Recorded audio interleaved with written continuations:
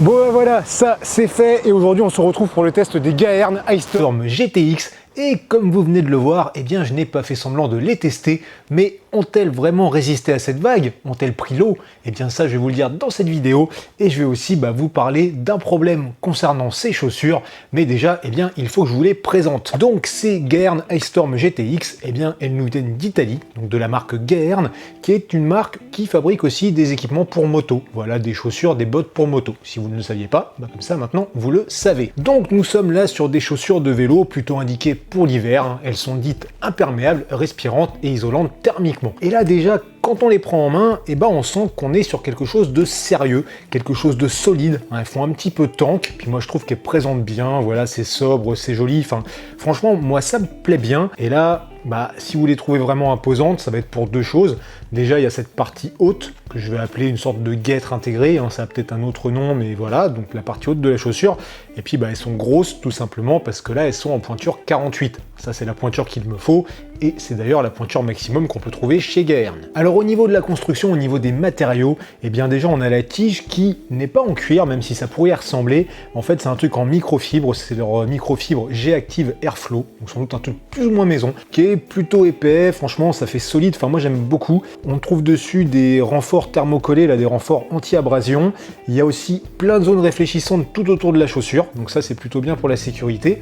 Et cette tige, elle est doublée avec une membrane Gore-Tex Duraterm. Donc Gore-Tex on connaît, c'est le truc pour l'imperméabilité, et Duraterm parce que c'est la version pour la chaleur. À l'intérieur, il y a une sorte de revêtement là qui est un petit peu doux, on sent que c'est un truc qui va tenir un petit peu chaud, et ce revêtement en fait, il recouvre intégralement à l'intérieur de la chaussure, il n'y a pas de démarcation, il n'y a pas de couture, c'est vraiment fait d'une pièce, donc déjà on se dit que pour l'isolation c'est cool.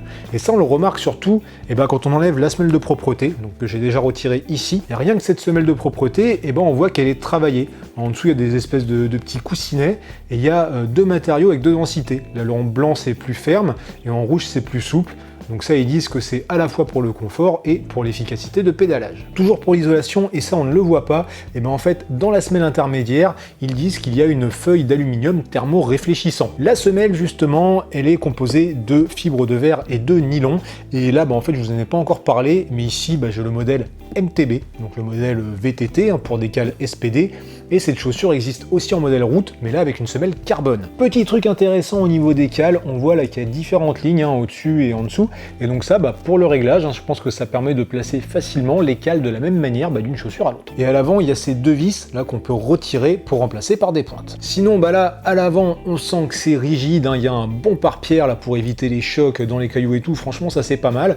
Et à l'arrière, même chose, on a le talon qui est vraiment bien formé, et donc normalement qui devrait nous assurer un très bon maintien. Et ce que vous voyez depuis tout à l'heure et dont je n'ai pas encore parlé, c'est le système de lassage, là, le système de fermeture, qui est un système BOA IP1. Donc ça c'est le haut de gamme de chez BOA, donc c'est celui qui est vachement bien, on l'enclenche, on tourne dans un sens pour serrer, on tourne dans l'autre sens pour desserrer, on désenclenche pour libérer complètement la chaussure. Donc ce système BOA, moi vraiment c'est quelque chose que j'apprécie. Ça reste confortable, je trouve que ça maintient le pied mais sans comprimer. Surtout sur cette pompe, je trouve qu'il est bien implanté, ça fait vraiment bien le taf. J'en suis content, même en roulant, c'est pratique pour serrer, pour desserrer. Et il y a un petit truc intéressant à savoir, c'est qu'en fait, le système de fermeture BOA, il est garanti sur toute la durée de vie du produit. Donc si jamais vous pétez la molette, qu'ils appellent le disque, ou le lacet, qui est quand même en acier, d'ailleurs on le voit bien sur ce modèle, c'est un petit câble d'acier dans une gaine transparente, si vous pétez un de ces deux éléments, vous pouvez demander un kit de réparation gratuit.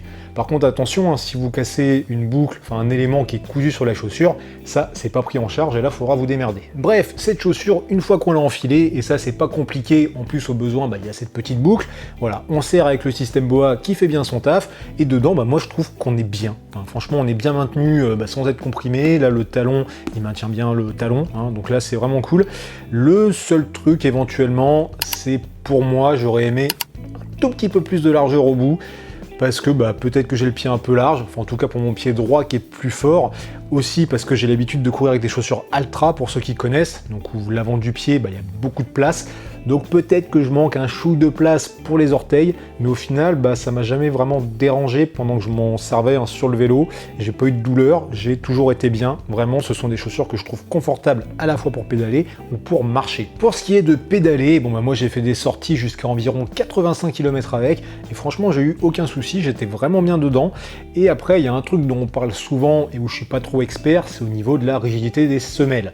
Donc là, Gaerne indique un indice de 7 sur 12, et d'ailleurs vous me direz, cette échelle sur 12 qui est fournie par la marque, est-ce que c'est une échelle qui est commune à tous les constructeurs de chaussures ou est-ce que chacun fait un petit peu la sienne? Bref, ce qui est sûr, c'est que en effet c'est plus souple que des semelles en carbone que je peux avoir sur d'autres pompes, mais perso, moi ça m'a semblé très bien pour pédaler. Je trouve que la puissance elle est bien transmise, je m'enfonce pas sur la pédale, enfin ça me va bien, et du coup je pense que c'est aussi ce qui fait que c'est confortable pour marcher. Alors je vous dis pas qu'avec on pourra aller marcher 10 bornes ou qu'on pourra aller faire son footing, mais vraiment pour ce qui est de marcher à côté de son vélo, pour ce qui est de poser son vélo et d'aller explorer les alentours, je trouve qu'elles sont vraiment nickel. J'ai essayé à la fois sur du bitume, sur du sable, sur de la terre, sur des cailloux, enfin plein de trucs, mais non vraiment pour marcher je trouve qu'elles sont très bien. Parlons maintenant de leur fonction d'isolation thermique, parce que ça c'est quelque chose qui m'intéressait vraiment pour rouler en hiver.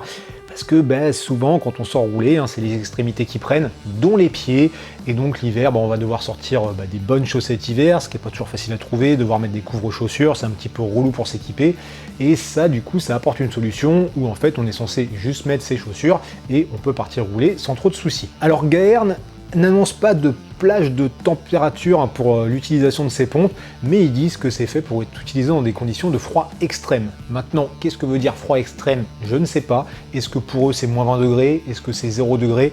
Aucune idée. Tout ce que je sais, c'est que moi, je ne considère pas avoir eu des conditions vraiment de froid extrême.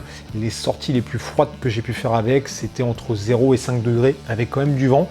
Donc déjà quelque chose où, en temps normal, je vais avoir tendance à perdre mes orteils. Et là, je peux vous le dire, avec ces pompes, j'ai jamais eu froid aux pieds. Enfin, à une exception près, mais ça, je vous en reparle un petit peu plus tard. Donc, pour les sorties les plus froides, on va dire entre 0 et 5 degrés, aux alentours peut-être de 2, je me suis quand même dit que j'allais mettre des chaussettes hiver pour assurer le coup. Et il y a des fois en fait où j'ai même eu un petit peu chaud. Donc vraiment pour ça elles sont bien. Pour toutes les autres sorties, et même quelquefois par temps froid, j'ai mis des chaussettes classiques que je vais mettre plus l'été. Sur les sorties les plus chaudes, où je suis quand même monté à 10-12 degrés, j'ai quand même eu un petit peu chaud à des moments, ça a même pu transpirer un petit peu, mais au final c'est jamais devenu inconfortable parce qu'elles restent quand même bien respirantes. Donc en fait, j'ai jamais regretté de les avoir mis et j'ai toujours été content de les utiliser. J'étais vraiment bien dedans, thermiquement parlant. Donc je pense qu'on peut quand même les mettre sur une plage de température assez large. Deuxième chose vraiment très intéressante, très importante au niveau de ces chaussures, leur imperméabilité. Et ce que vous avez vu en intro, en quelque sorte, c'est une reconstitution du premier test involontaire que j'ai pu faire à ce niveau-là. En fait, quand on a fait la vidéo du point culminant de l'île de Ré, d'ailleurs si vous ne l'avez pas vu, allez-y, il paraît que c'est vachement bien, je vous la remets quelque part là-haut, le matin, en faisant des images sur la plage, j'ai pris cette vague qui a mouillé les chaussures, et je peux vous le dire, il n'y a pas un pet d'eau qui est rentré. Bien sûr, ce test ne suffit pas, c'est quand même fait un petit peu pour aller rouler sous la pluie, et donc, par un jour bien pluvieux, je suis allé rouler pendant 1 heure, surtout parce que je savais qu'à un moment j'aurais un problème. Donc là, je vous mets des images pendant que je cause. Vous allez me dire tout de suite si vous voyez de quoi je veux parler. Donc, en roulant sous la pluie, j'ai roulé pendant une bonne heure et pendant 20-30 minutes, j'étais vraiment bien. Il n'y a pas un pet d'eau qui passait, franchement, c'était parfait. Et au bout d'un moment, j'ai commencé à sentir de l'humidité dans la chaussure. Alors, est-ce que sur les images que je vous ai mis, vous avez vu un petit peu quel était le problème avec ces pompes? Non? Bon, allez, je vous les remets en ralenti. Voilà, hop, arrêt sur image. Là, est-ce que vous voyez sur l'avant de ma cheville, il y a un petit jour au niveau de la guêtre. Voilà, en fait, cette guêtre, elle ne vient pas plaquer parfaitement la cheville. Donc, tout de suite, je me suis dit que ça allait pouvoir laisser rentrer de l'eau par en haut. Et c'est exactement ce qui s'est passé. Et le problème de ces chaussures en Gore-Tex, c'est que autant c'est fait pour que l'eau ne rentre pas, mais du coup si elle peut pas rentrer, en général elle peut pas sortir non plus. Donc ça finit fatalement par se transformer en piscine, et quand je suis rentré chez moi, voilà ce que ça a donné.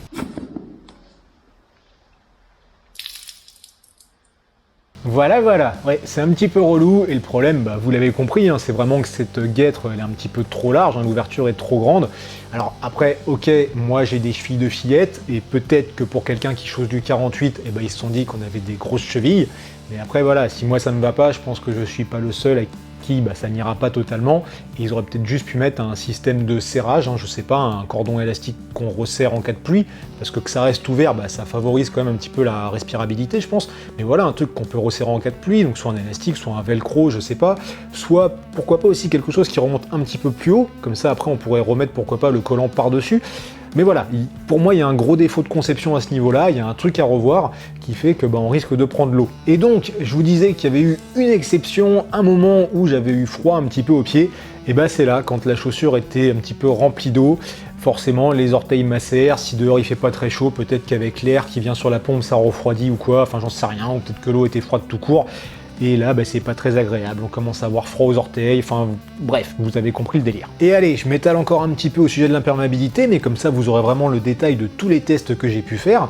J'avais refait un essai en fait dans mon lavabo directement, j'ai couché la chaussure comme ça, je l'ai immergée à moitié, j'ai mis de l'essuie-tout à l'intérieur et j'ai laissé ça comme ça pendant 30 à 40 minutes à peu près. Quand je suis retourné voir, j'ai ressorti l'essuie-tout, il était sec, j'ai essayé de le frotter à l'intérieur, il n'y avait pas une goutte, donc non, vraiment, elles sont hyper imperméables, limite étanches, mis à part par le haut. On termine par un petit mot sur la résistance, sur la solidité de ces chaussures. Et bon, pour le moment, j'ai pas encore roulé des milliers de kilomètres avec, mais honnêtement, je pense qu'on est vraiment sur un truc qui est costaud. De toute façon, de manière générale, j'ai l'impression que les chaussures vélo, pour les user, il faut y aller. Mais là, franchement, ça me paraît très très durable. Les seuls trucs que j'ai observés, c'est un petit peu la formation de copeaux là, au niveau des crampons sous la semelle. Alors peut-être que c'est une matière qui est un petit peu dure et qui va vite se poncer. Donc il faudra surveiller, surtout je pense à l'avant. En parlant de l'avant, sur la chaussure droite, j'ai perdu tout de suite une des vis là. Je pense qu'elle a été mal serrée à l'usine, mais bon, c'est pas gênant à l'usage, hein, et au moins comme ça, j'ai pu vérifier qu'il n'y avait pas d'eau qui rentrait par là. Et je vous le confirme, il n'y a absolument pas d'eau. Et s'il devait y avoir un point de faiblesse sur ces chaussures, je pense que ça serait ici la couture qui relie le chausson à l'espèce de guêtre, hein, parce que hier matin, j'avoue que quand je les ai retirées sur la plage pour voir s'il y avait de l'eau dedans, j'ai peut-être tiré un peu dessus comme un bourrin, j'ai entendu que c'est un petit peu craqué, alors je sais plus si c'est celle-ci, ouais, on voit qu'il y a un tout petit peu un fil qui a lâché. Enfin bon, ça reste solide, hein, franchement, faut y aller.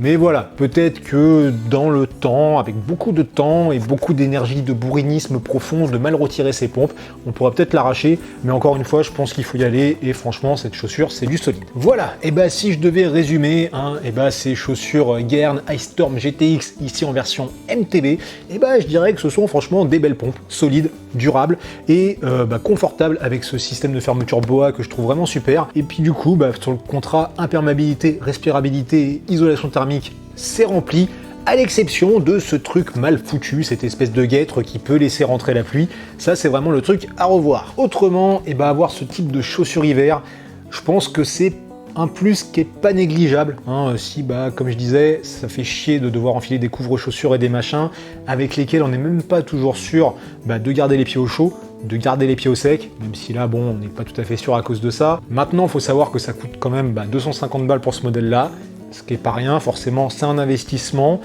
On va se dire que des couvre-chaussures c'est moins cher, que des chaussettes hiver c'est moins cher. Maintenant quand on trouve le bon combo c'est cool. Maintenant souvent, moi le premier, je vais me plaindre quand même avec des chaussettes hiver et des couvre-chaussures que j'ai quand même froid aux pieds, qu'il y a quand même de l'eau qui va peut-être rentrer par en dessous.